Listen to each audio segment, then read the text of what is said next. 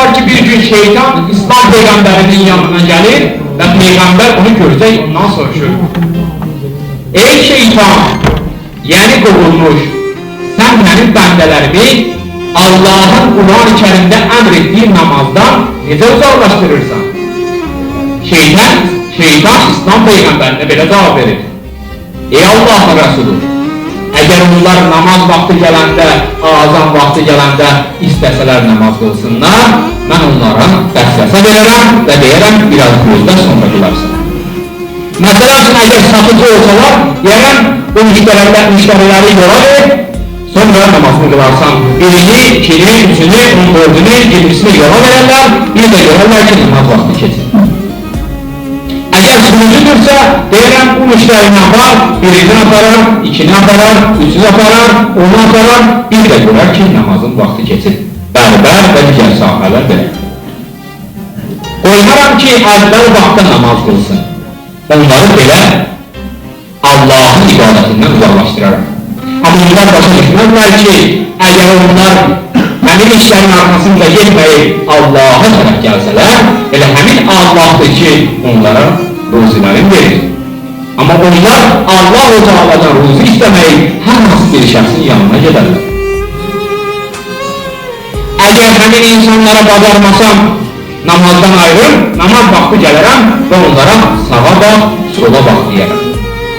Təşəkkür edin, namaz qılan vaxtı bir şəxs namaz qılır, qapı açılanda həmin dəqiqə baxır ki, görürsən kim gəlir. Düzdür bu hərəkət namazı batıl etmir, günah deyil, amma savabı azaldır. Təşəkkür edin ki, siz hər hansı bir sevdiyiniz bəndə ilə bir şəxslə danışırsınız və o insana danışa-danışa digər yerlərə baxırsınız. Doğrudur günah deyil, amma həmin insana hörmətsizlik. Allah-u Teala ona göre deyir ki, namaz vaxtı sağa sola baxmayın. Çünkü insanlar həmin vaxt Allah-u Teala ile danışırlar. Şeytan buyur, eğer bunu da bacarmasam, gələrəm qulağına dəstəsə edirəm, deyərəm namazı tez-tez qılır. O da horuzun yem yediği kimi namaz kılar. Sözde açık olsun ki, bunun da sebebi var.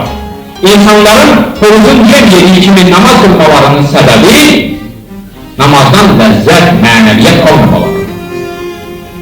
Eğer insanlar, burada olan insanlar, namaz kılanlar özlərini test eləmək istəyirlərsə, eğer onlar namazı test qılırlarsa, deməli Allah'ın əmr etdiyi namazı qılmırlar.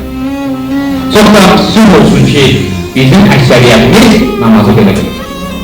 Şeytan buyurur, eğer buna da bacarmasam, gedərəm xəstələrin yanına. Onlara deyirəm, siz xəstəsiniz, namaz qılmayın, sağlamanda qılarsınız. Amma başa düşmür ki, həmin insan əgər xəstədirsə, ayaqüstə qalıb namaz qıla bilmirsə, oturmalıdır. Otura bilmirsə, üzr ifadəmə görə uzanmalıdır. Uzana bilmirsə, namaz qıla bilmirsə, gözləri ilə namaz qılmalıdır. Gözləri ilə namaz qıla bilmirsə, nəfəsi ilə gözləri bağlayıb namaz qılmalıdır. Allah-u Teala bunda heç bir necə deyərlər, şübhə yeri qoymuyor.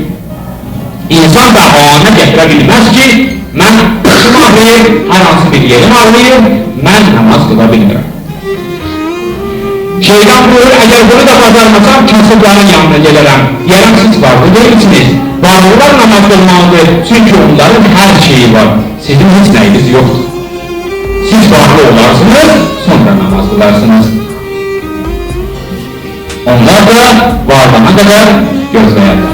En aklımcı şeytan buyurur ki, zamanların da orta yaşlı insanların yanına ederəm, mənim necə deyərlər, ən yağlı dikən onlardır.